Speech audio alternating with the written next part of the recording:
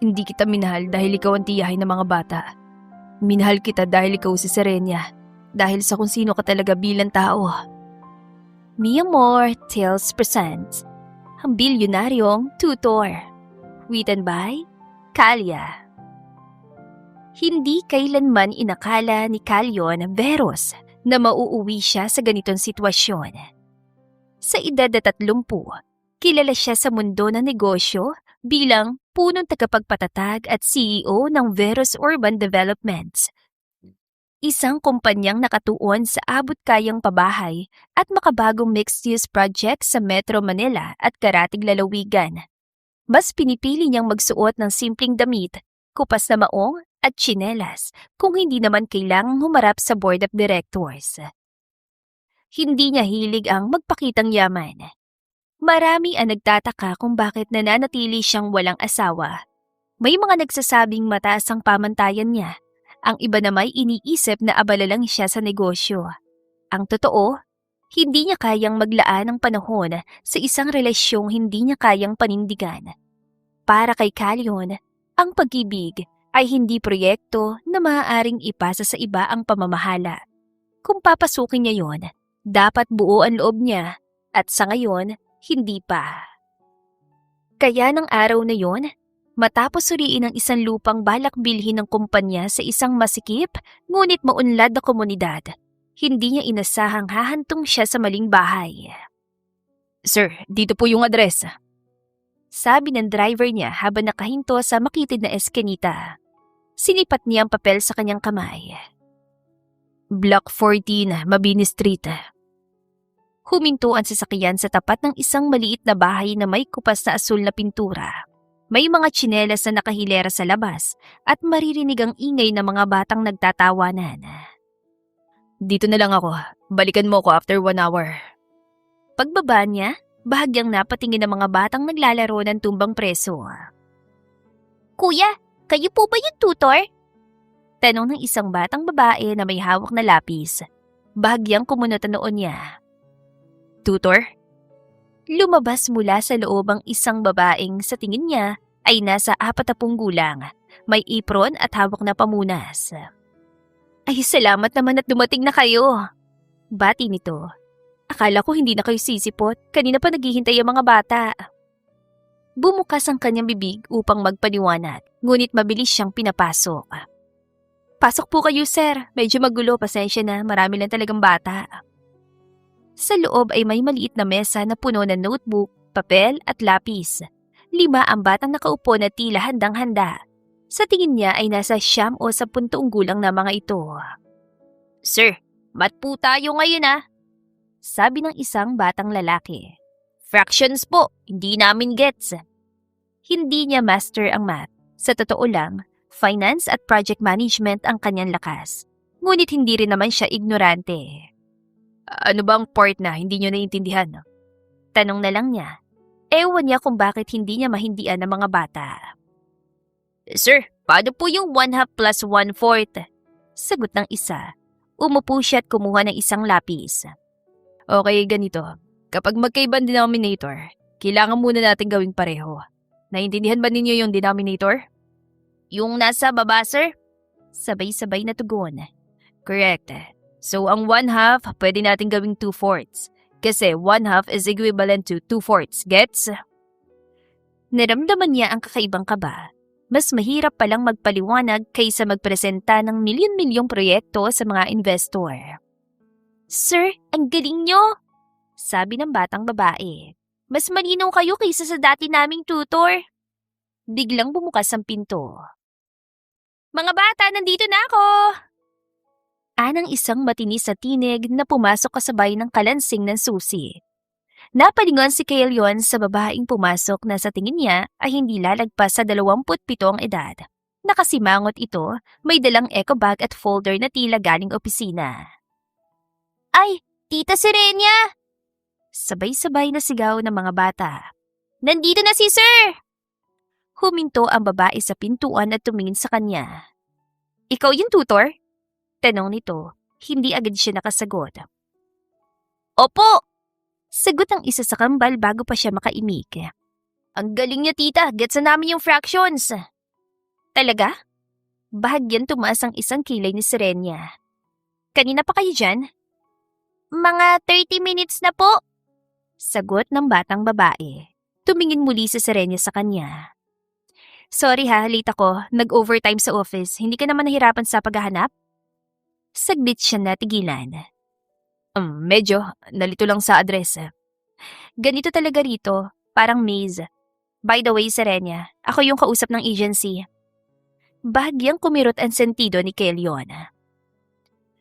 Ganun ba?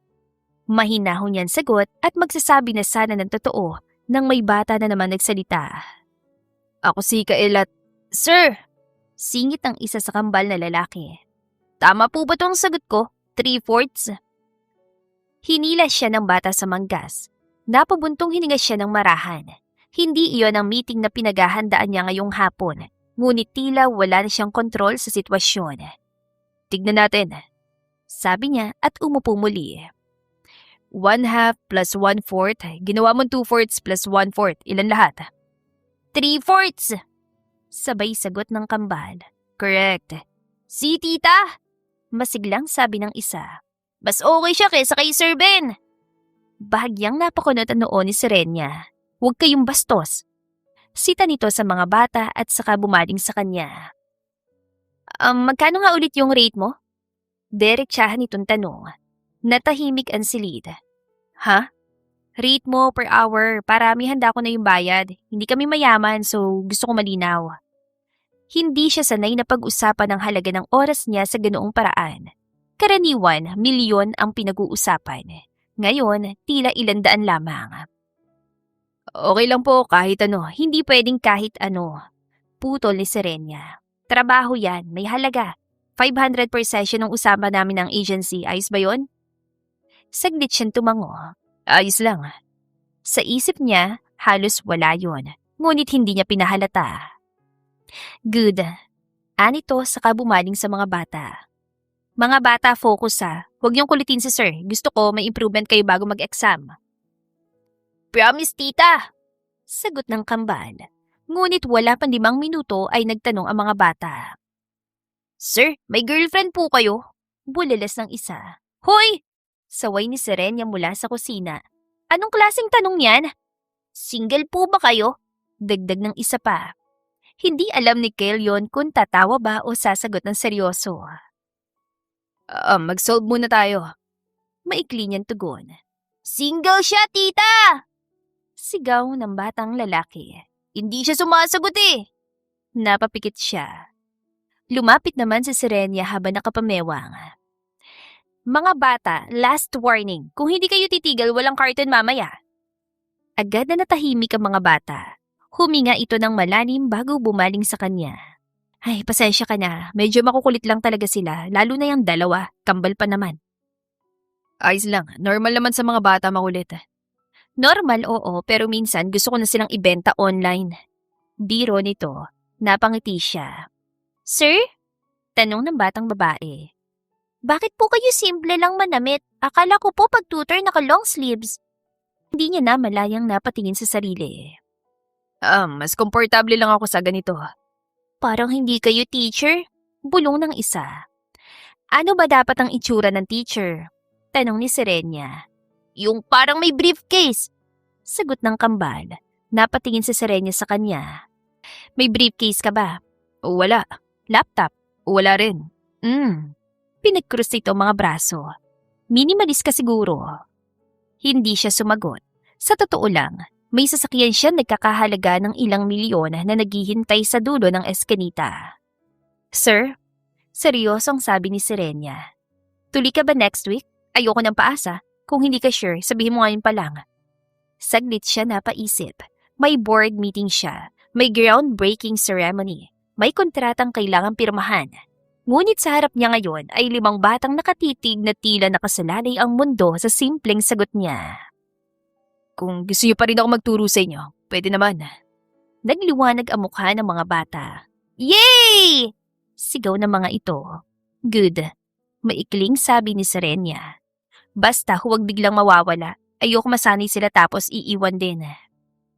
Hindi niya alam kung bakit tila may mas malalim na kahulugan ang huling sinabi nito. Habang tumatagal ang session, unti-unting lumalabas ang katotohanan na hindi talaga sanay si Callion sa ganong papel na pilit niyang tinatanggap. Sir, bakit po naging 8 yung denominator? Tanong ng isa sa kambal na si Leo. Hawak ang papel na puno ng mga bura at correction tape. Napalingon siya sa sariling sulat sa murang whiteboard na hiram lang sa kapitbahay. Medyo kupas na at may mga tahi sa gilid. Ganito yan. Kapag kasi minultiply mo yung numerator, tapos, sandali lang. Sir, addition lang naman po to eh. Sabad naman ng isa pang bata na si Miguel. Natigilan siya bigla. Right, addition nga pala. Bahagya siya napaubo at pinunasan ng pawis sa noo. Ibig kong sabihin, kapag pareho na yung denominator, i-add mo na lang yung nasa taas. Pero sir, bakit po naging 4/8? Ulit ni Leo na nakatingin pa rin sa papel na parang hindi makapaniwala. Napatingin siya sa sagot ng isinulat. Napabuntong hininga na lang siya. Parang nagkamali po kayo, sir. Mahinang sabi ng batang babae na si Bea. Hawak ang lapis sa para bang handang itama ang sagot. Mula sa kusina, lumabas si Serenia. May problema ba dyan? Tanong nito habang nakatingin sa whiteboard bago tumingin sa kanya. Wala naman, inaayos ko lang to. Sagot niya na mabilis at sinusubukang burahin ang maling sagot gamit ang daliri. Tinignan ni Serenia na maingat ang whiteboard. Hindi ba 3/4 plus 1/4 ay 4/4? E di 1 whole na yun. Tumahimik lang ang mga bata na parang naghihintay ng tamang sagot. Napatingin siya sa babae. Oo, tama yun. Bakit may 8 doon sa baba? Tanong nito na hindi may pagkakaila ang pagtataka sa mukha. Napatitig siya ng ilang segundo sa mga numerong isinulat. Basic na basic lang naman yun. Hindi naman ganun kahirap kapag kausap niya mga investors o nag-aayos ng financial reports. Pero ngayon, parang naguguluhan siya sa pagpapaliwanag. Na-overthink ko lang siguro. Sagot niya na mahinahon. Overthink? Sir, basic fractions lang to eh. Ramdam niya ang init na umaakyat sa batok hanggang sa tenga. Pasensya na talaga. Kumuha siya ng marker para itama ang sagot. Balikan natin mula sa umpisa. Ngunit imbes na maging malinaw, lalong naguluhan pa ang mga bata sa kanyang paliwanag. Kasi pag 4/4 na, ibig sabihin buo na yun, di ba? Sabi niya sa mga bata. So, 1 whole po? Tanong ni Bea. Oo, tama yun. Pero sir, kanina naman nung example mo 3/4 ulit ang sagot. Naguguluhan na po ako. Dagdag ni Miguel. Natahimik siya bigla at hindi alam kung paano ipagpapatuloy ang paliwanag. Sir, hindi na po namin maintindihan. Mahinang sabi ng isa pang bata na si Ella. Sa puntong yon, mukhang hindi na nakatiis sa Serenia at lumapit na sa kanila. Sandali lang muna. Anong babae sa kinuhang marker mula sa kamay niya. Mga bata, tignan nyo nga. Kung 1/2 yan, pwede natin gawing 2/4, diba? Pag inad mo sa 1/4, magiging 3/4 na. Tapos kapag dagdagan pa ng isa pang 1/4, 4/4 na. E di isang buo na yon. Super simple lang naman. Tumango-tango ang mga bata na mukhang noon lang naintindihan ng maayos ang lesson.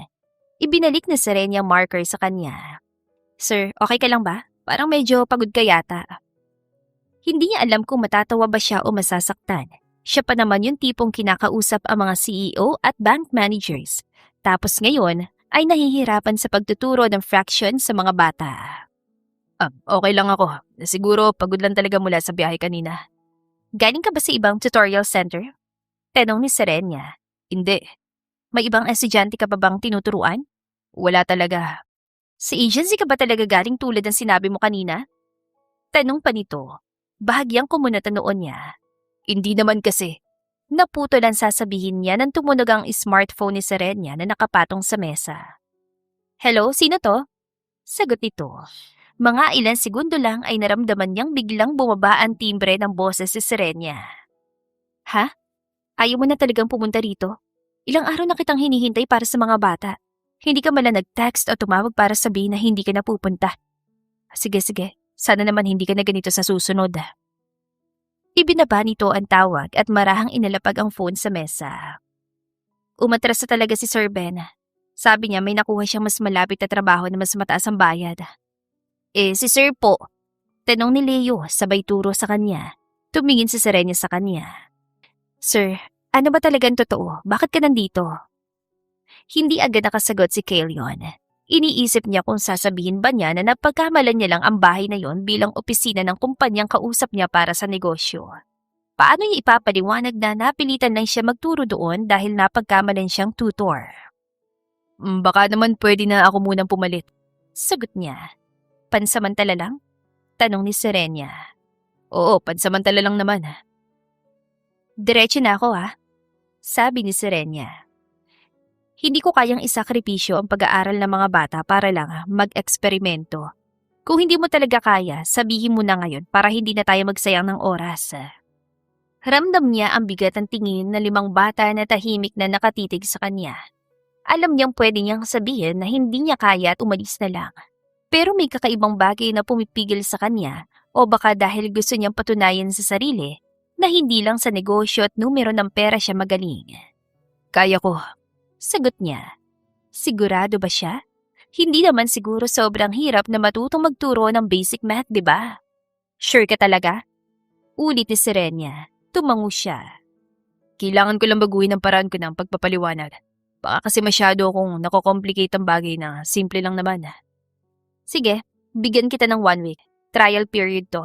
Kapag hindi umangat ang mga marka nila sa pagsusulit sa katapusan ng linggo, hahanap na ako ng ibang tutor. Maliwanag. Good. Babalik na sana ang babae sa kusina ngunit tumalikod ito upang harapin siya. At sir? Po?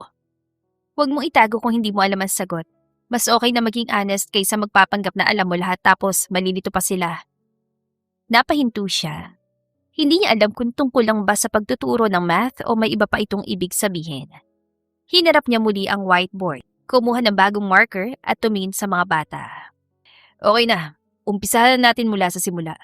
This time, siguradong mas madali niyo maintindihan ang lahat. Bumalik pa rin si Kaelion kinabukasan at mas maaga pa kaysa sa nakaraan. Hindi siya nagising dahil sa alarm, kundi dahil sa isang notebook na nakabukas sa bedside table niya. Puno iyon ng mga halimbawa ng fractions, long division at word problems na lahat ay sinagutan niya mismo kagabi habang kumakain ng instant ramen. Alam naman niya ang mga yon. Mga basic na konsepto lang naman para sa isang taong kinakayang ayusin ng financial statements ng malalaking kumpanya. Pero iba pala kapag kailangang ipaliwanag yon sa paraang mauunawaan ng mga bata. Karaniwan, diretso siya sa conference room para suriin ang mga dokumento. Ngunit ngayon, dala niyang isang manipis sa reviewer na binili pa niya sa bookstore sa katabing mall kagabi. May colorful charts pa yon para mas madaling intindihin. Good morning po, Sir Kaelion. Bati ng sekretarya niyang si Maureen na mukhang nagulat sa pagdating niya na maaga. Morning, Maureen. Sir, may bago po bang schedule niyo? Napansin ko po kasi na may 1 hour slot tuwing 3 p.m. hanggang 4 p.m. na nakamark as personal time. Sabi nito habang binubuksan ang calendar sa computer. Hindi siya agad sumagot. Inilapag niya ang folder sa mesa at kinuha ang kape na inihanda ng sekretarya. Keep it that way lang. Maikli niyang sagot. Sir, may tumawag po kanina mula sa Arcadia Holdings. Gusto raw po nilang kausapin kayo ngayong hapon, 4 p.m. sharp. Sabi nila urgent daw po yung usapan tungkol sa joint venture. Ilipat mo na lang bukas ang same time. Sabihin mo, busy ako ngayon. Bahagyang natigilan si Maureen. Sir, sabi po nila hindi raw po sila available bukas. Baka pwedeng ibahin na lang natin yung personal time nyo ngayon? Tomorrow pa rin. Sabihin mo, hindi ako makakapunta ngayon dahil may importante akong commitment. Sige po sir. May importanteng lakad po kayo? Tanong ng sekretarya niya na mukhang curious na curious. Saglit siyang tumingin sa sariling monitor kung saan nakabukas ang kanyang digital calendar. Dati, puno iyon ng pangalan ng mga kumpanya, proyekto at mga pangalan ng big-time investors. Ngayon, may isang simpleng kulay dilaw na marka lang.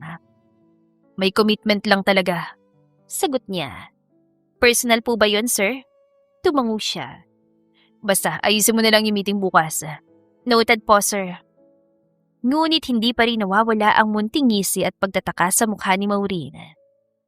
Sir, nagre-review po ba kayo ng lesson plan? Hindi nito napigilang itanong.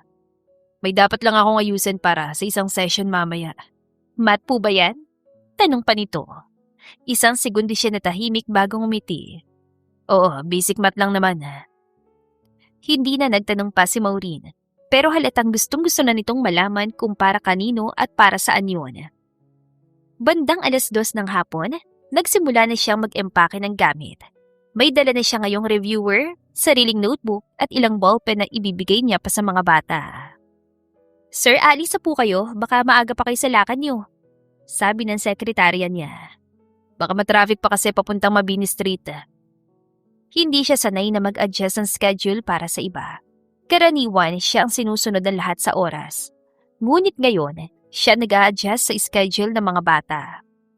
Pagdating niya sa Mabini Street, naroon pa rin ang parehong mga rubber shoes at tsinelas na nakalagay sa labas ng pintuan. Mas maingay pa ang mga boses ng mga bata mula sa loob kumpara kahapon na parang naglalaro pang mga ito bago magsimula ang session. Sir! Sir Kael! Nandito na siya! Sigaw ng kambal na sina Leo at Lia habang tumatakbo palabas ng bahay. Lumabas si Serenia mula sa loob, hawak ang isang basahang bilog. Maaga ka ngayong araw sabi nito. Mas mabuti ng maaga kaysa mahuli. Baka naman maunahan pa ako ng mga bata sa paghahanda. Biro niya na ikinatawa ng kambal. Good yan, kasi kahapon medyo shaky tayo sa paliwanag, di ba? Alam niya kung ano ang ibig sabihin nito. Nahihiya pa rin siya tuwing maiisip niya ang pagkakamali niya sa fractions kahapon. Handa na ako ngayon. Naganda ako ng mga example sa charts. Tugon niya, inilabas ang daladalang reviewer. Talaga? Baka naman masyadong technical yan para sa kanila Okay lang, mga bata, test natin ngayon kung talagang handa na si Sir. Tita Serenia! Reklamo ni Leo. Kami po dapat na tinetest, hindi po si Sir. Pareho lang naman kayo, kung hindi niyo naiintindihan, ibig sabihin, hindi pa rin sapat ang paliwanag niya. Sagot nito. Umupo na siya sa harap ng whiteboard at nilabas ang sariling notebook na may mga handa ng examples. Ngayon, hindi tayo magmamadali Step by step lang tayo. Kung may hindi kayo naiintindihan, sabihin niyo agad. Huwag kayo mahiyang magtanong. Sir, ready na kami! Sigaw ni Miguel. Hawak na ang bagong lapis sa ibinigay kanina ni Serenia. Good. Simulan na natin ang long division dahil sabi niyo kahapon medyo nahihirapan kayo dito. Aray naman po. Sabay na bulong ng kambal. Napangiti si Kelio ng bahagya. Hindi naman masakit to, promise. Tignan niyo lang, parang laro lang to ng paghahati. Inilabas niya ang isang larawan ng cake na nahahati sa 10 piraso. Kapag may cake tayong ganito at kailangan ibigay sa 5 tao, paano natin hahati ng pantay-pantay? Parang utang lang po yun, sir. Biro ni Bea na ikinatawa ng lahat. Parang ganun nga, pero dito sa math, hindi ka mababayaran ng pera kundi ng tamang sagot. Narinig niya ang mahinang tawa ni Serenia mula sa likuran na ngayon ay naghahain ng mga cookies at juice sa mesa. Lumapit ito at sumilip sa notebook ni Ella na sinusulatan ng mga sagot. Mas malinaw na ngayon ang paliwanag mo, sabi nito. Sabi ko naman sa'yo Sagot niya saka patuloy na nag-explain sa mga bata. May homework ka ba kagabi para sa mga to? Derechahan tanong ni Serenia habang inilalagay ang baso na juice sa harap niya. Sandali siya natahimik bago tumango. Meron. Sinagutan ko muna lahat para alam kung tamang ituturo ko sa kanila. Good yan. Ganyan dapat kung tunay kang seryoso sa trabaho. Napatingin siya rito. Wala siyang nahimigang panlalait o pang-aasar. Purong praktikalidad at respeto lang ang naramdaman niya sa tono ni Serenia. Sir? Biglang tanong ni Bea na tila nag-isip na matagal. Nag-aral ka po ba talaga kagabi para sa amin? Oo, kailangan ko maging handa para hindi na kayo malito tulad kahapon. Wow, sir! Sobrang effort niyo naman po! Bulalas ng kambal na sabay pa ring pumapalakpak. Natural lang yan. Sabat ni Serenia, hawak ng isang baso ng juice. Trabaho niya to Ngunit sa loob-loob ni Kelyon, alam niyang hindi lang yun trabaho para sa kanya. Hindi niya kailangan gawin yon dahil maraming ibang bagay siyang pwedeng gawin sa oras na yon na mas makakapagbigay sa kanya ng pera. Pero bumalik siya. At ngayon, naramdaman niya na gusto niyang bumalik ulit. Sir, bukas po ba pupunta kayo ulit? Tanong ni Miguel na parang natatakot na baka hindi siya pumayag. Napatingin siya kay Serenia na ngayon ay nakatingin din sa kanya. Nasa trial period pa tayo, di ba? Paalala ni Serenia sa mga bata. Babalik ako ulit bukas.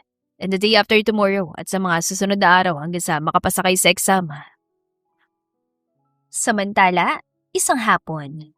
Habang naglalakad si Serenia patungong palengke para pumili ng sariwang gulay at isda, ay tumunog ang kanyang smartphone. Lumabas sa screen ang isang hindi pamilyar na numero. Hello, si Serenia Luktan po ba ito? Tanong ng nasa kabilang linya. Oo, ako nga. Sino po ito? This is Maureen Santos, secretary ni Mr. Calyon Veros. Bahagyang kumunot noon niya. Mr. Sino po ulit? Hindi ko po kilala yan. Mr. Calyon Veros po, siya po yung pumupunta po sa inyo tuwing 3 p.m., di ba? Si Sir Kael? Ah, oo naman, si Sir Kael nga. Sagot niya agad. May problema po ba? Nagkaroon ng maikling katahimikan sa kabilang linya bago nagpatuloy si Maureen. Ma'am, baka po may misunderstanding. CEO po si Mr. Veros ng Veros Urban Developments. Hindi po siya tutor at hindi rin po siya nagwo-work sa agency. Parang may malamig na tubig na biglang ibinuho sa kanyang batok.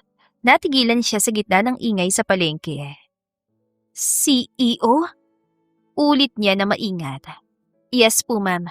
Isang malaking kumpanya po sa real estate at infrastructure. Nag-a-adjust po kasi kami ng schedule niya nitong mga nakaraang araw dahil lagi siyang umaalis ng maaga. Gusto ko lang pong i-confirm kung safe po siya pagdating doon sa inyo sa Mabini Street. Lalo siyang tumahimik. Ang mga salitang binitiwan ng sekretarya ay paulit-ulit na tumutunog sa kanyang isip. Ma'am, nandyan pa po ba kayo? Oo, nandito ako. Oo naman, safe naman siya pagdating dito. Salamat po na marami, ma'am. At sana po, huwag niyo na po siyang pagurin masyado. Hindi na po kasi siya sanay na mag-cancel ng board meeting o magpabaya sa mga importante niyang engagement. Bago pa siya makasagot, ay naputol na ang tawad. Matagal siya nakatayo sa tabi ng bangketa. Hawak ang bayong na unti-unting bumibigat sa kanyang kamay. Ang palengke ay patuloy na maingay, ngunit para bang nasa ibang mundo siya. Veros. Iyon ang apelyidong paulit-ulit na binanggit ng kapatid niyang si Mariela bago ito namatay. 2 taonan na kalilipas. Isang apelyido na hindi niya makakalimutan kahit na gustuhin man niya. Hindi niya yun napansin noon nang unang dumating si Calyon dahil Kael lang ang pakilala nito. Si Calyon Veros ay ang lalaking nakabuntis sa kanyang kapatid, ang lalaking umalis ng walang paalam, ang lalaking hindi nila muling nakita matapos malaman ng pamilya ang nangyari. At ngayon, araw-araw na ito nakaupo sa kanilang mesa, nagtuturo ng math sa kambal na sina Leo at Lia na minsan ay tinanggihan ng sariling ama. Kasama ng mga pamangkin niya ang 3 pang kaibigan na kapitbahay din nila, sina Miguel, Bea at Ella. Pagdating sa bahay ay tahimik siyang pumasok. Ang boses ng mga bata ay bumungad sa kanya. Kasama na naman ng mga ito si Kael sa sala. Sir, tama po ba itong sagot ko sa long division? Tanong ni Leo. Check natin Tignan mo muna kung ilang beses makakapasok ang divisor sa dividend. Sagot ng lalaki na mahinahon. Pinagmasdan ni Serenia ang mukha ng kambal habang nakikinig kay Calyon. Ang hugis ng panga, ang paraan ng pagkunot ng noo kapag nag-iisip, ang kulay ng mga mata. Lahat yun ay tila biglang naging malinaw sa kanya ngayon. Hindi niya yun napansin noon. Hindi niya gustong mapansin kahit na may bahid ang pagkakatulad na nakikita niya minsan. Sir Kael? Tawag niya sa lalaki. Napatingin ito sa kanya. Yes, may problema ba? Pwede ka ba makausap ng saglit? Labas lang tayo. Tumango ito tumayo. Sige lang mga bata, hintayin niyo ako Titignan ko lang muna kung anong kailangan ni Tita Serenia. Lumabas sila ng bahay at tumigil sa balkonahe na nakaharap sa daan. Ang hangin ay medyo malamig dahil siguro simula na ng tag-ulan. May tumawag sa akin kanina habang nasa palengke ako. Panimulan niya. Bahagyang kumunot ang noon ni Kael. Sino? Sekretary mo, si Maureen. Ang pagtataka sa mukha nito ay napalitan ng isang ekspresyong hindi niya maipaliwanag. Hindi ka pala tutor. Sabi niya ng diretsyo. Hindi nga. Sagot nito. Hindi ka rin simpleng empleyado ng agency tulad ng sinabi mo nun. Hindi rin. Pinagkrus niya mga braso sa dibdib. CEO ka na malaking kumpanya. Bakit ka nandito? Sandaling napatingin si Kael sa loob ng bahay. Naririnig pa rin nila ang tawanan ng mga bata. Dahil nagkamali ako ng address ng unang araw. Ang pupuntahan ko sana ay opisina ng isang kumpanya na kausap ko para sa joint venture na nasa kabilang kalsada lang pala. Pero na makita ko kayo, na marinig kong kailangan nila ng tutor, bigla ako napaisip. At bumalik ka pa rin araw-araw. Oo, Bakit? hindi ko alam. Hindi ko alam kung bakit ako bumalik. Pero alam kong gusto kong manatili at gusto kong tulungan sila. Huminga siya ng malalim. Hindi niya sinabi ang mas mabigat na katotohanan. Hindi niya sinabi na kilala niya ang apelyido nito mula pa noon. Hindi niya sinabi na 2 batang nasa loob ng bahay ay ang mga anak ni Kelyon at ng kapatid niyang si Mariel. Sa halip ay marahan siyang tumango. Okay, sabi niya. Nagulat si Kelyon. Okay lang? Hindi ko sasabihin sa mga bata kung sino ka talaga. Masaya sila sa'yo at sa ngayon. Yun munang pinakamahalaga. Basta totoo ka sa kanila. Basta tinutulungan mo silang matuto. Hindi mo ba ako tatanungin kung bakit hindi ko sinabi kung sino talaga ako? Tanong nito. Tinanong na kita kung bakit ka nandito at sinabi mong nagkamali ka ng address. Basta't hindi ka nagdudulot ng sakit o problema sa mga bata. Sapat na yun sa akin ngayon. Hindi lang yun ang dahilan. Alam ko. At kung handa ka nang sabihin kung ano man yun, alam mong nandito ako para makinig. Pero hindi ako magtatanong hanggat hindi ka handa. Bumukas ng pinto ng bahay at lumabas ang kambal. Sir, tapos na po kami sa assignment. Pwede na po ba nating i-check? Sigaw ni Leo. Papunta na ako. Sagot ni Kelyon. Napagkasunduan nila na hanggang sa final exam ng mga bata lang ang pagtuturo ni Kelyon. Matapos ang huling practice test para sa exam, nagsalita si Serenia habang inaayos sa mga sagutang papel ng mga bata sa mesa. After ng final exam nila next week, hindi ka na magtuturo dito. Isinara ni Kelyon ang notebook ng kambal at inayos din ang mga markers sa tabi ng whiteboard. Okay. Maikli nitong sagot. Napatingin siya sa lalaki dahil hindi iyon ang inaasahan niyang sagot. Nanatili lang nakalmado ang mukha nito. May ibang tutor na ako nakausap, referral ng kapitbahay. Dugtong niya. Mas experience at pwede na magturo ng long term hanggang sa susunod na taon. Mas mabuti yun. Mas stable para sa mga bata. Hindi ka ba magtataka kung bakit ko to ginagawa ngayon? Tanong ni Serenia. Gusto niyang malaman kung may naramdaman ba itong sama ng loob.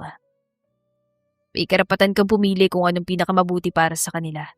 Mas maganda na nga na may siguradong tutor sila habang tumatanda at bumibigat ang mga aralin nila.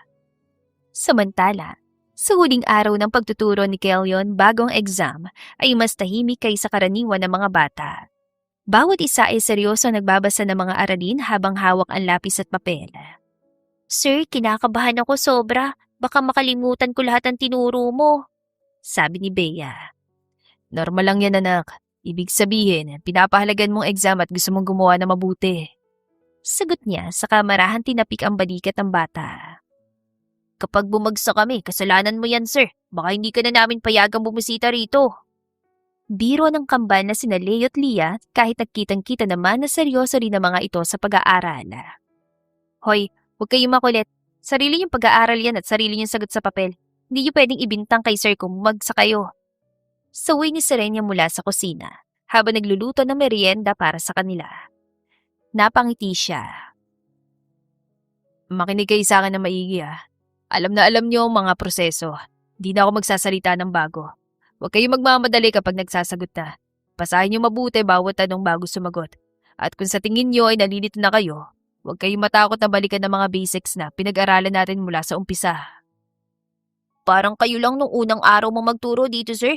Naguguluhan at hindi ko alam kung paano sisimulan. Bulong ni Miguel na ikinatawa ng iba. Mukhang narinig yon ni Serenia na ngayon ay lumalapit na sa kanila, daladalan tray na mga kutsinta at tsokolate. Talagang ilalaglag mong reputasyon ng sir, ha? Anang dalaga kay Miguel. Tumawa ulit ang mga bata, ngunit siya ay ngumiti lamang. Okay lang naman yun. Tama naman siya Nung una talagang nahirapan akong ipaliwanag ng simple ang mga bagay na para sa akin ay sobrang basic na. Pero dahil sa inyo, natuto rin akong maging mas patient at mas malinaw magsalita. Tumingin siya sa bawat isa bago tumingin sa whiteboard kung saan makikita pa rin ang ilang mga halimbawang sinulat niya. Sir, After ng exam, hindi na po kayo babalik dito para magturo? Hindi na po namin kayo makikita ulit? Tanong ni Ella, ang pinakamaliit sa grupo na tila nalulungkot na. Baka hindi na ako makapag-tutor ulit dito, pero hindi ibig sabihin na hindi na ako makakapunta para bumisita. Pero ngayon, focus muna tayo sa exam Baka mapahamak pa tayo kung mag-iisip pa tayo ng iba pang bagay Sagot niya sa huli. Narinig niya ang mahinang pagbuntong hininga ni Serenia mula sa likuran, ngunit hindi na ito nagsalita pa. Dumating ang araw para ipakita ang resulta ng final exam. Nasa sala ang lahat, pati si Kelio na kusang pumunta sa bahay nila para malaman ang resulta. Bawat bata ay hawak ng kanya-kanyang papel na may marka. Tita Serenia, pasta ko! Lahat po kami 5 ay pumasa! Sigaw ng kambal na sabay-sabay na tumatalon sa tuwa. Lumapit siya at kinuha ang mga papel para isa-isang tignan. Tumingin siya sa bawat marka, sa bawat puna ng guro, hanggang sa makita niya na talagang walang sino mang bata ang bumagsak. Lahat ay pumasa at nakakuha ng mataas na marka na higit pa sa inaasahan niya. Good job talaga mga bata! Pero hindi lang kayong dapat na pasalamatan. Maraming salamat din kay Sir Kael dahil sa pagtitiga niya sa inyo mula nung una pa lang. Sabi niya. Hindi niya alam kung alin sa dalawa ang mas mabigat na damdamin. Ang tuwa dahil pumasa ang mga bata o ang lungkot dahil alam niyang matatapos ng panahong kasama nila si Kelyon. Lumapit ang kambal sa lalaki at sabay na niyakap ito sa baywanga. Sir, pumasa kami dahil sa'yo. Salamat po ng marami. Hindi namin makakalimutan lahat ng tinuro mo sa amin. Sabay na sigaw ng dalawa. Bahagyang natigilan ng lalaki sa bigla ang yakap. Ngunit hindi nagtagal ay marahan na rin itong tinapik ang ulo ng mga bata. Sinabi ko naman sa inyo, di ba? Kaya niyong gawin yan basta't magtiyaga kayong pag-aralan ng mga aralin. Hindi akong dahilan kung bakit kayo pumasa. Makalipas ang ilang minuto, matapos na makipagkwentuhan at makasaya sa mga bata, inilabas si Serenia ang isang kayumangking sobre mula sa kanyang bag. Bayad to para sa lahat ng oras at pagod mo sa pagtuturo sa mga bata. Ngunit umiling ang lalaki. Hindi na kailangan, Serenia. Ginawa ko naman yun dahil gusto kong tumulong sa kanila. Hindi para sa bayad. Kailangan mong tanggapin to. Huwag mo ko iinsultuhin na parang pwede mong ibigay ang serbisyo mo na libre. Hindi ako sanay sa ganun setup. Serenia, hindi ko talaga kailangan to, sir. Ito ay para sa lahat ng oras na ibinigay mo sa kanila. Para sa mga reviewer na binili mo, para sa lahat ng pagod na pinagdaanan mo para turuan sila ng maayos. Hindi ito charity. Serbisyong binigay mo, dapat kang bayaran. Hindi dahil mayaman kay magpapalibre na kami sa'yo. Saglit silang nagkatitigan, hanggang sa napabuntong hininga si Kael at tinanggap na rin ang sobre. Salamat. Salamat din. Tugon niya. Sa kabilang banda ay napansin ni Kelio na mula nang malaman ni Serenia kung sino siya talaga, ay palaging may distansya sa pagitan nila. Mas maikli ang mga sagot nito, mas madalas na umiiwas ang tingin, at kapag minsan silang magkatabi, ay parang may isang pader na pumapagitna sa kanila. Pagdating ng gabi na papauwi na siya, habang siya ay palabas ng bahay ng mga ito, ay hindi niya mapigilang magsalita. Galit ka ba sa akin? Minsan kasi parang iniiwasan mo ko ng sobra. Saglit na natahimik sa Serenia bago sumugot. Hindi ako galit sa'yo. Sagot nito. Sigurado ka ba? Oo naman. Bakit parang ayaw mong makasama ako kahit saglit lang? Parang may problema kang hindi mo sinasabi sa akin. Dahil kailangan. Kailangan kong panatilihing malinaw ang hangganan. Dahil alam kong hindi tayo pwede na maging malapit na sobra. Alam ko may sarili kang buhay. May sarili kang mundo na sobrang layo sa amin. Tumingin ito sa loob ng bahay kung saan makikita pa rin ang mga bata na naglalaro sa sala. Hindi niya naintindihan ng buo ang ibig nitong sabihin. Ngunit naramdaman niya ang bigat ng mga salita nito. Last na to. Paalala pa ng babae. Alam ko. Sagot niya bago tuluyang lumabas ng bahay. Ngunit isang gabi ay bumalik siya sa bahay ng mga ito. Naabutan niya si Serenia sa labas.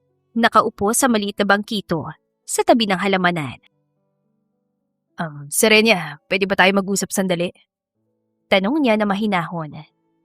Hindi ba tapos na tayo mag-usap at tapos ang pagtuturo mo sa mga bata? Wala na naman sigurong problema, di ba? Hindi yun ang pag-uusapan natin. May ibang bagay akong gustong itanong. Ano na naman to? Tanong nito na bahagyang inayos ang upo. Huminga siya ng malalim para kumuha ng lakas ng loob. May posibilidad na ako ang ama ng mga bata. Si Renya, anak ko ba sila? Sina Lia at si Leo? Matagal bago sumagot si Serenya. Oo. Isang salita lang. Pero sapat na sapat para baguhin ang takbo ng buhay nilang lahat. Napapikit si Kelyo na mariin. Bakit hindi mo sinabi sa akin agad? Bakit hindi mo ko hinanap para sabihin na may mga anak kami ni Mariela? Bakit hindi mo hinanap si Mariel nung nawala siya?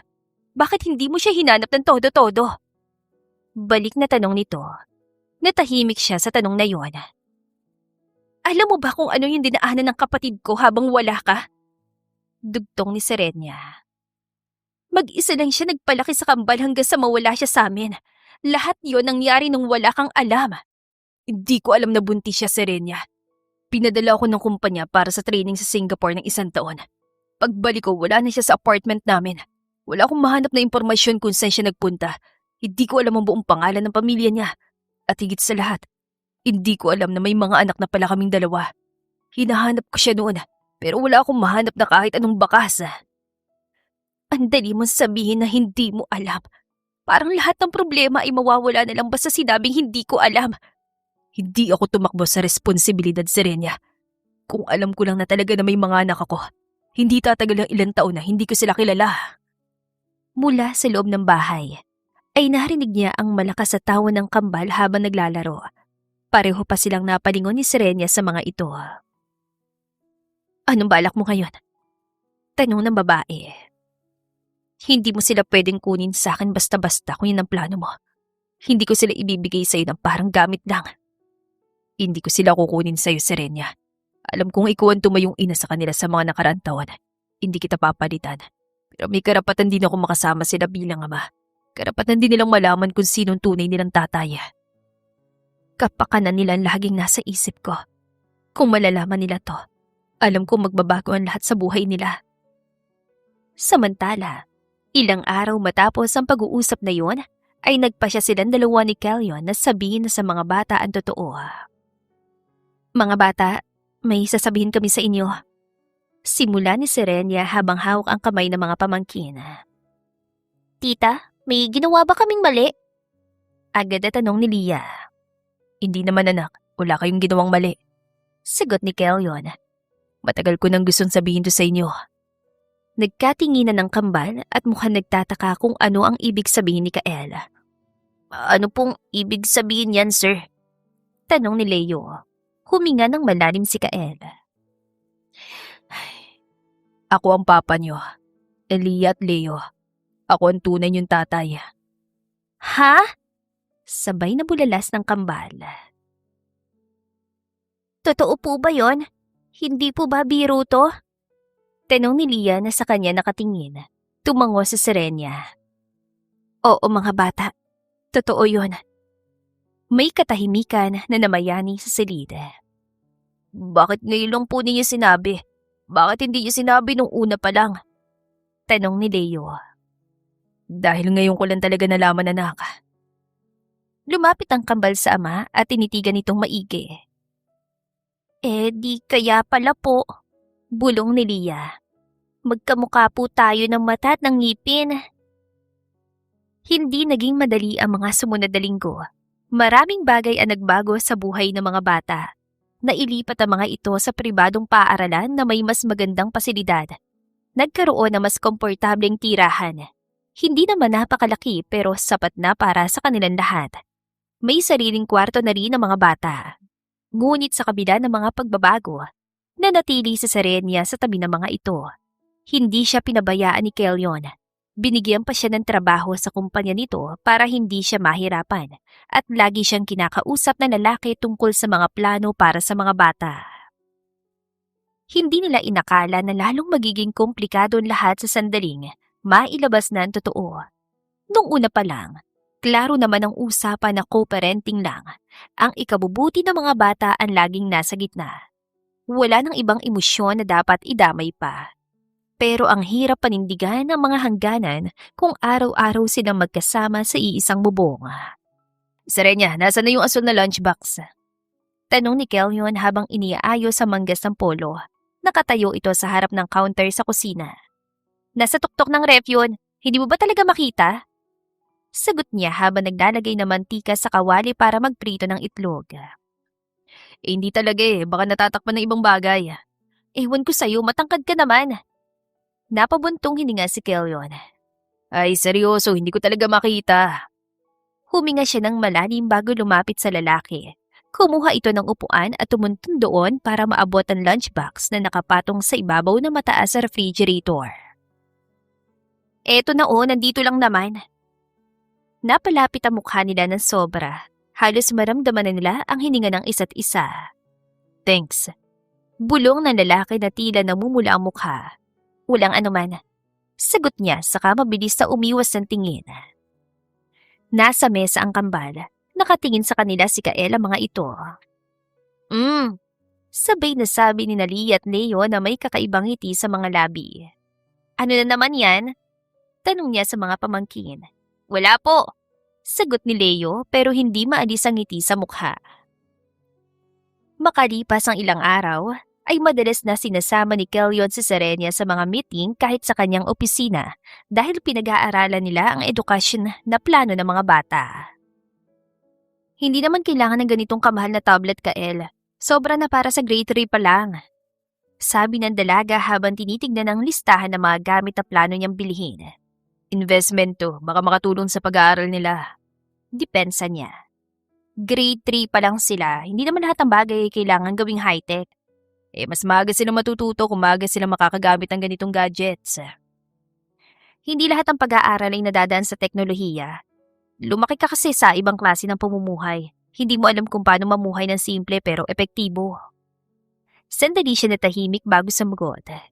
Kaya nga ako nakikinig sa'yo, di ba? Alam ko mas alam mo pa kung anong talagang kailangan nila. Isang gabi, nagpa siya silang mag-movie marathon sa sala ang mga bata. Hindi nagtagal ay nakatulog na ang kambal. Si Lia sa kanang braso niya at si Leo sa kaliwa. Maingat niyang inayos ang pagkakahiga ng mga ito saka kinumutan. Tinignan niya mabuti ang mga ito habang natutulog. Grabe, ang laki na ng mga anak ko. Mahinang sabi niya. Oo nga, minsan napapaisip ako kung handa na ba talaga sila sa susunod na yugto ng buhay nila. Sagot ni Serenia habang nakatingin din sa mga bata. Serenia, salamat. Biglang sambit niya. Para sa naman?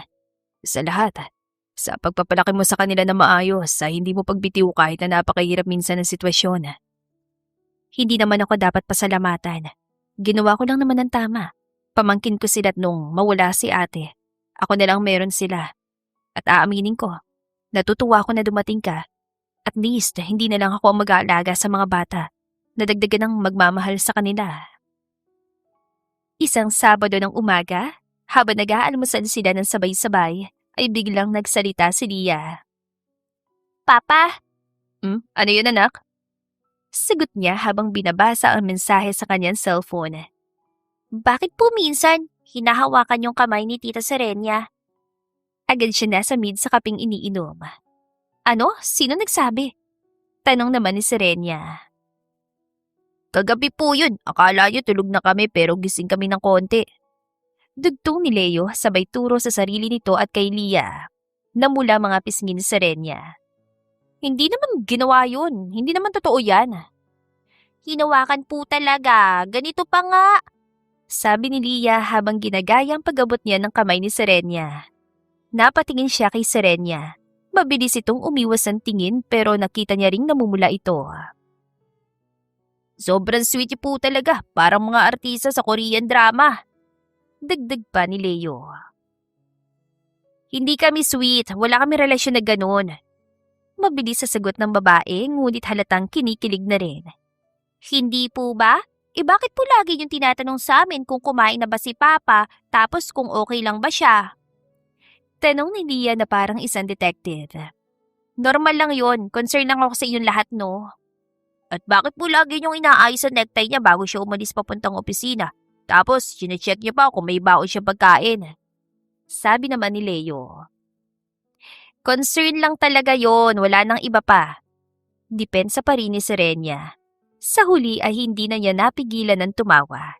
Napaka-cute ni Serenia na mag-deny. Hindi ka panipaniwala dahil pulang-pula ito. Hoy, umayos nga kayo. Kung ano nung napapansin nyo. Tigilan yung kakapanood ng K-drama ha. Suway ni Serenia sa mga pamangkin pero natawa rin. Hala, tapusin niyo muna yung gatas at tinapay niyo bago magtanong ng kung ano-ano. Tita Serenia, may crush po ba kayo kay Papa? O baka naman si Papa ang may crush sa'yo? Diretsong tanong ni Lia na ayaw talagang papigil. Sa pagkakataong yun, biglang naging tahimik ang buong dining area. Tumingin siya ng diretsyo sa mga mata ni Serenia. Namumula pa rin ito. Anong klaseng tanong yan, Lia? Ang bata-bata mo pa, may crush-crush ka nang nalalaman. Sermon ito sa bata. Curious lang po kami, tita. Kasi ang sweet niyo po kasi parang tunay na mag-asawa. Ani Leo. Sumabad na siya bago pa sa kung saan-saan mapunta ang usapan. Ang importante, mahal na mahal namin kayong dalawa ng tita Serenia nyo. Yun na naman ang pinakamahalaga sa amin. Alam na namin yun, Papa. Pero hindi po yun ang sagot sa tanong namin. Wika ni Lia. Napailing na lang sa Serenia. Ay, grabe kayong dalawa. Ang aga-aga pa'y love life na agad ang usapan. Hindi ba pwedeng pag-aaral muna ang pag-usapan natin? Hindi ba pwedeng pareho? Baka naman masaya pa kayo kung magiging kayo talaga. Sagot ni Lia at saka ngumisi. Sige na, tapusin na ninyo yung almusal nyo. Pagkatapos niyan, pupunta tayo sa park para maglaro. Sabi niya at baka mapikon pa si Serenia sa katabilan ng mga anak niya. Mainit ang araw ngayon pero ang sarap ng simoy ng hangin sa plaza. May mga batang nagbibisikleta, mga matandang nagchichess sa tabi, at sa gitna'y may maliit na fountain na paboritong tambayan ni Lia at Leo. Papa, ikaw nang taya, bilis! Sigaw ni Leo habang hawak-hawak ang bola. Wait lang muna anak, stretch muna tayo bago maglaro. Anya. Uy, arte mo naman. Bulong ni Serenia habang nakapamaywang. Parang sasalang sa Olympics ha? Prevention is better than cure. Seryosong sagot niya. Napailing ito. Hindi naman tayo tatakbo ng ultramarathon eh. Natawa naman ang kambal sa usapan nila. Maya-maya pa ay nagtakbuhan ng dalawa sa damuhan. Sumunod agad si Serenia para bantayan ang mga ito. Dahan-dahan, maputik dyan, baka madulas kayo! Sigaw nito. Ay! Nadulas ito ng tuluyan, pero bago pa ito tumama sa lupa, ay mabilis na niyang sinalo sa bewang. Got you! Anya rito. Naglapit ang mukha nila sa isa't isa. Salamat. Bulong nito habang nakahawak sa braso niya. Hindi mo tinitignan ang dinadaanan mo. Sabi niya rito. Hindi naman ako, kasalanan ng mga anak mo eh. Depensa nito. Anak natin. Agad na pagtatama niya. Oopsie! Sigaw ni Leo. Tinamaan sila nito habang naglalaro ng bola, kaya bigla siyang nawala ng balanse. At dahil hawak-hawak pa niya si Serenia, ay sabay sila napaupo sa putikan. Nadumihan ang damit ng babae. May putik na rin sa braso, likod at pati na rin sa pisngi nito. Leo! Sigaw nito pero mukhang hindi naman talaga galit. Siya naman ay tumingin sa sariling polo na punong-puno ng putik. First time ko talagang maranasan to. Napapangiting bulong niya. Maputikan? Tanong nito. Maitulak ng sariling anak. Sorry po, Papa, hindi ko sinasadya! Sigaw ni Leo pero halatang tuwan-tuwa pa rin. Imbes na magalit ay napailing na lang siya at tumawa. Okay lang anak, memorable naman to. Uwi na tayo, sabi ni Serenia. Magbanlaw na tayo at magpalit ng damit bago pa matuyo yung mga putik na to. Mahirap tong tanggalin. Samantala, pagdating sa bahay ay dumiretso si Serenia sa banyo sa loob ng kwarto para maligo. Nang maayos na siya ay bumaba naman siya sa sala para hanapin ang kambal, ngunit sa kailan naabutan niya doon. Nasa harap ito ng salamin. Walang suot na pang itaas at pinupunasan ng tuwalya ang dibdib at braso. Nalaki agad ang mga mata niya. Hindi yon ang inasahan niyang makita. Bakit? Naputol ang sasabihin niya. Napalingon si Kelio na marinig ang boses niya. Natigilan silang dalawa at nagtitigan lang. Magpapalit lang ako ng damit. Dito na kasi ako sa banyo sa baba nagbanlaw. Sabi nito. Hindi mo naman sinabi na nagwo-workout ka pala. Anya na parang sinusubukang magmukhang kasyual. Bahagyang ngumiti ang lalaki. Stress reliever ko ang pag-workout para hindi ako ma-stress sa trabaho at sa inyo. Talaga lang, hindi ka nag-workout para maipakitang abs? Oo naman, lalo na kapag may mga makulit na kambal na umaabala sa akin. Sinisisi mo pa sila, ikaw talaga. Hindi naman, may iba pang dahilan. Lalo pang uminit ang pisngi at tenga niya. Ay, ewan ko sa'yo, magbihis ka na nga baka makita ka pa ng mga bata. Sabi niya at tatalikod na sana pero nagsalita ulit si Kaela. Ano naman kung makita nila, normal lang naman to. Hindi okay. Mariing sabi niya. Bakit naman? Kail yun? Pero bago siya makatalikod, biglang lumabas ang kambal mula sa kanilang kwarto. Papa, gusto namin ng juice! Natigilan ng mga ito. Wow! Papa, may abs ka pala! Bulila si Leo na bakas sa mga mata ang pagkamangha. Leo? Saway ni Serenia sa pamangkin. Anong abs, Papa? Tanong ni Lia na inosente pa. Agad na inabot ni Kelyon ang malinis na polo at sinuot yun. Wala namang abs dyan mga bata. Bumalik na kayo sa kwarto niyo at hintayin na lang natin ng juice. Sabi niya. Meron po talaga, parang si Batman o Superman. Giit ni Leo. Okay na, sige na, punta na kayo sa loob. Pagkatapos isara ng mga bata ang pinto, ay tumingin siya kay Kelyon. Kasalanan mo to ha? Ano naman bang ginawa ko? Tanong na lalaki na takantaka. Bakit ka kasi nagpapalitan damit dito sa sala? May kwarto ka naman, di ba? Bahay ko rin naman to eh. Tsaka hindi ko naman alam na dadating ka bigla. Basta, bawal iparada ang abs. Anya, saka tinalikuran ang lalaki. Maya-maya ay inaayos ni Serenia ang mga nalabhan damit sa laundry area. Si Kelly naman ay nasa veranda, kausap ang kung sino sa telepono. Naririnig niya ang boses ito na tila medyo seryoso. Move the meeting to Friday na lang. Family day bukas eh, hindi ako makakapunta. Sabi ng lalaki sa kausap sa telepono. Napahinto siya bigla sa pagtitiklop ng damit. Maya-maya pa ay narinig niyang tinapos na nito ang tawag. Ilan segundo pa ay may narinig siyang mahinang katok sa bukas sa pinto ng laundry area. Pwede ba kita makausap sandali? Tanong na lalaki. About what naman? About us, Serenia. Wala namang as, Kelyon. Meron, at alam mong meron. Doon na siya napalingon sa pwesto na lalaki. Hindi ka ba napapagod magpanggap na wala lang ang lahat ng to? Dugtong ni Kelyon. Hindi ako nagpapanggap. Serenia. Bahagyang kumabog ang dibdib niya. Ramdam niyang kaba at ang damdaming matagal na niyang itinatago. Tigilan na natin to. Hindi pwede. Bakit hindi? Dahil ex ka ng kapatid ko, ni Mariel. At hindi ko kayang harapin ang alaala niya kung tayo. Hindi ko hinihingi sa yung kalimutan siya. Hindi naman yun ang punto. Kapag may nangyari sa atin, parang pinalit mo ko sa kanya dahil ako nandito, dahil ako ang kasama ng mga bata. Hindi kita gustong maging kapalit niya. At hindi ikaw ang pumapalit. Magkaiba kayo. Pero paano kung para sa iba ganun ang tingin? Hindi na natin kontroladong iisipin ng iba. Ang kaya lang nating sagutin ay kung totoo ba to o hindi. Hindi ko alam kung tama pa ba to. Ang alam ko lang, hindi kita minamahal dahil nawala siya. Minamahal kita dahil ikaw si Serenia. Mula sa hallway, narinig niya ang mahinang yabag ng mga bata.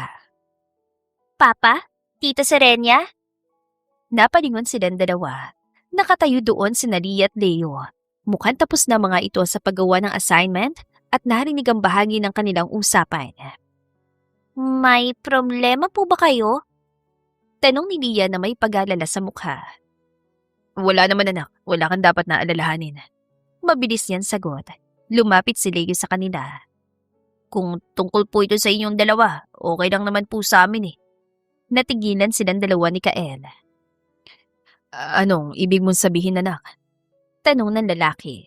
Nagkatinginan muna ang kambal bago nagsalita si Lia. Napapansin namin po kasi mas masaya si Papa kapag kasama ka tita. Parang mas relax siya at mas nakangiti. At ikaw naman po tita, mas nagiging masaya ka kapag nandyan si Papa. Hindi po kayo nagagalit o napapagod na mabilis. Dagdag ni Leo. Hindi kayo dapat nakikialam sa usapang para sa matatanda lang. Sabi niya sa mga ito. Hindi po kami nakikialam, tita. Concern lang po kami sa inyo. Sagot ni Leah na hinawakan na ngayon ang kamay niya. Mas magiging masaya po kami kung masaya kayo. Dagdag ni Leo. Napatitig si Serenia sa mga bata. Hindi kami magagalit kahit maging kayo ni Papa. Dugtong ni Leah. Hindi po namin yun ituturing na issue. Tita, gusto rin po namin magkaroon ng buong pamilya. Mula nang mawala ang totoo naming mama, ikaw na naging nanay namin. Mahal mo kami na para mong tunay na anak. Ani Leo. Pero si Mariel ang mama niyo. Anong mararamdaman niya kapag narinig niya to? Mangiyak-iyak niyang tugon sa pamangkin. Opo, pero wala na siya sa amin. Alam po namin na hindi siya mapapalitan. Pero kung may papalit man po, mas gusto naming ikaw po, tita. Sabi ni Leah.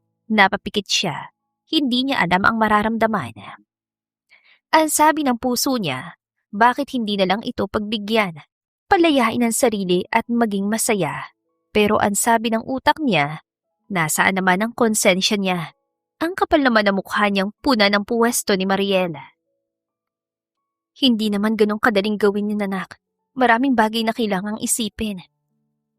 Alam namin po, pero hindi rin naman mahirap kung talagang gusto niyo, di ba? Sagot ni Leah. Napatingin siya kay Kelyon. Hindi ito nagsasalita. Tahimik lamang ito nakatingin sa kanya na parang naghihintay ng sagot. Hindi ko gustong isipin ng iba na tinatraidor ko ang kapatid ko. Parang binabaliwala ko lahat ng pinagsamahan namin. Lumapit ang lalaki sa kanya. Hindi mo siya tinatraidor. Hindi ko rin siya kinakalimutan. Hindi naman mawawalang alaala niya sa buhay natin. Pero hindi ba pwedeng magmahal ulit? Hindi ba pwedeng magkaroon tayo ng pagkakataong maging masaya kasamang isa't isa? Sabi nito. Hindi kita minahal dahil ikaw ang tiyahin ng mga bata. Minahal kita dahil ikaw si Serenia at dahil sa kung sino ka talaga bilang tao. Pero kung sasabihin mong hindi mo ako gusto at wala ka nararamdaman kahit ano para sa akin, tatanggapin ko yun ng buong puso. Hindi kita pipilitin, Serenia. Nag-isip muna siyang mabuti bago nagsalita. Hindi ko kayang sabihin na wala akong nararamdaman para sa'yo. Sinungaling ako kapag sinabi ko yun. Sa wakas ay amin niya. Pero natatakot ako kay Leon. Sobrang takot ako. Agad na lumapit si Leah at hinawakan na mahigpit ang kanyang kamay. Hindi ka po nag-iisa, tita. Kasama mo kami. Si Leo naman ay humawak sa braso ni Kelyon. Hindi na po tayo kulang kung magkasama tayong lahat. Napatingin siya sa mga batang tila mas matapang pa sa kanya. Sa mga bata na pinili niyang alagaan at mahalin bilang sarili niyang anak. Huminga siya ng malalim bago tumingin ulit kay Kelyon. Sige. Mahina niyang sabi. Sige. Ulit ito. Subukan natin. Dumaan ang isang taon. Isang maliit pero sobrang eleganteng hardin ang napili nila para sa kanilang kasal. May mga puting rosas at baby's breath na nakasabit sa lahat ng poste. Warm white string lights na para mga bituin. At mahinang pagtugtog ng violinist na mga OPM love song sa background. Sa kabilang dulo ng hardin, inaay si Leah ang belo ni Serenia. Ang batang babae ay nakasuot ng cute na lavender dress na tumutugma sa motif ng kasala. Tita! Ay, sorry po, mama na pala. Natatawang sabi ni Leah habang kinukuskus ang kanang pisngi niya. Namula agad ang mukha niya. Shh, huwag kang maingay, baka marinig ka ng iba. Kinakabahan ka po ba, mama? Konti lang naman. Ngunit halata naman sa kanyang mga kamay na nanginginig ng kaunti habang hinahawakan ng bulaklak na hawak. Si Papa sobrang kinakabahan. Kanina pa siyang paikot-ikot dyan sa gilid, parang nababaliw na siya. Bulong ni Leah, sabay turo sa direksyon kung saan nakatayo si Kelyon. Sinabi pa niya sa akin, Leah, baka maligaw pa ako ngayong araw kahit nandito pa na tayo sa venue. Napangiti siya sa sinabi ng bata. Alam niya namang matagal nang kinakabahan si Kelyon para sa araw na yon. Maya-maya pa, biglang tumikim ang lahat sa kanilang tabi. May dumating na bisita na hindi nila inaasahan. Si Tita Ising yun, oh. Bulong niya na makita matandang babae na papalapit. Alam ng kanyang tiyahin na si Ising ang buong kwento. Tinignan ito si Kelyon mula ulo hanggang paa. So, ikaw na nga yung lalaking pinili ni Serenia. Sabi nito. Opo, Tita Ising. Ako po si Kelyon. Narinig niya ang sagot ni Kelyon ng may respeto. Ang mga bisita na malapit sa kanila ay napahinto muna sa pag-uusap. Ang kambal na sina Leo at Lia ay nagkatinginan na may pag-alala. Magagalit ba siya, kuya? Bulong ni Lia kay Leo. Ewan ko nga baka naman hindi. Sagot ni Leo habang hawak ang braso ng kapatid. Huminga ng malalim sa Serenia at handa nang ipagtanggol si Kelyon kung kailangan. Tita, kung may sasabihin po kayo sa amin, bakit ako magagalit?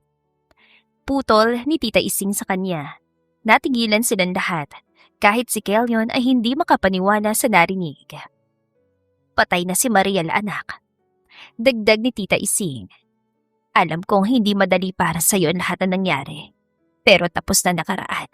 Kung buhay pa siya'y pinagsabay kayo na lalaking to, siguradong hindi ako makapapayag. Hahabulin ko pa siya kahit saan mang lupalop. Pero hindi naman na gano'n na nangyari. At narinig ko na rin naman ang dahilan ni Kelyon nung mga panahong walang ama ang mga bata. Ang mahalaga lang sa akin, maayos sa mga bata at bumabawi si Kelyon sa kanila. Tumingin muli si Tita Ising kay Kelyon. Inaalagaan mo ba talaga sila ng buong puso? Opo, Tita. Sagot na lalaki. Simula nung unang araw na nakilala ko sila, alam ko na may responsibilidad ako sa kanila. At higit sa lahat, mahal ko sila. Tumango si Tita Ising na maraming beses. Mukha nasiyahan nito sa mga sagot ni Kelyon. Di wala akong problema sa inyo. Unti-unting lumabas ang ngiti sa labi nito. Napabuntong hininga si Serenia. Hindi niya na malayang kanina pa niyang pinipigilan ang huminga. Pero, dagdag ni Tita Ising, kapag inulit mo mga pagkakamali mo noon, hindi ka na makakalakad ng maayos. Ako mismo hahabol sa'yo ha. Baka makalimutan mo may tiyahin si Serenia na hindi basta-basta. Natawa na malakas sa mga bisita na nakarinig kahit si Kelyon ay napangiti. Hindi na po mauulit, Tita. Pangako po yan. Tito Kael! Tito Kael! Sigaw ni Bea. Inimbitahan nila ang mga kaibigan ng kambal na naging estudyante ni Kael noon. Naalala niyo pa po ba yung 4/8 na tinuro niyo sa amin nung una? Sabi niyo po nun pwede pong isimplify sa 1/2. Napakamot si Kelyon sa ulo at napangiti. Uy, huwag niyo nang ipalalayo. Nakakaya naman. Kung hindi po kayo nagkamali ng address at nagkamali ng fractions doon, hindi niyo po makikilala si Tita Serenia. Hindi rin po kayo magiging mag-asawa ngayon. Sigaw naman ang isa pang bata na si Miguel. Nagtawa na ng lahat sa sinabi ng bata. Sa gitna ng hardin, sa ilalim ng isang malaking punong napapalumutian ng mga bulaklak, nagsimula na ang seremonya. Ang officiating pastor ay isang matandang kaibigan ng pamilya ni Serenia. Handa ka na ba? Bulong ni Kelyon na magkatabi na sila sa altar. Hinawakan nito ang kamay niya. Hindi pa ako naging ganito kahanda sa buong buhay ko. Sa harap ng kanilang pamilya, mga kaibigan, at mga batang minsang naging dahilan ng kanilang pagtatagpo, nangako sila sa isa't isa. Hindi lang ng walang hanggang pagmamahal, kundi ng katapatan sa isa't isa, pag-unawa sa bawat pagkakamali, at pagpili na mahalin ang isa't isa kahit na may mga araw na mahirap. Hindi lahat ng pagkakamali ay kailangan takbuhan o ikahiya. Minsan, ang mga maling hakbang na akala natin ay ibabagsak tayo ay ang mismong daan para dalhin tayo sa tamang tao at tamang pagkakataon. Ang nakaraan ay hindi mabubura o mababago, pero maaari itong gawing pundasyon para bumuo ng mas maayos at mas masayang bukas. At higit sa lahat, ang pamilya ay hindi lamang nabubuo sa dugo o sa mga papel na pinirmahan. Ito'y nabubuo sa pagpiling tanggapin ng isa't isa, pagkakaloob ng pananagutan sa bawat isa, at pagmamahal na handang panindigan araw-araw, kahit na may pagsubok na darating. The End. Kung nagustuhan ninyo ang aming istorya, huwag kalimutang mag-like at subscribe. Salamat sa pakikinig. Mag-iingat po tayong palagi at naway lagi tayong pagpalain. To God be the highest glory. Hanggang sa muli. Paalam!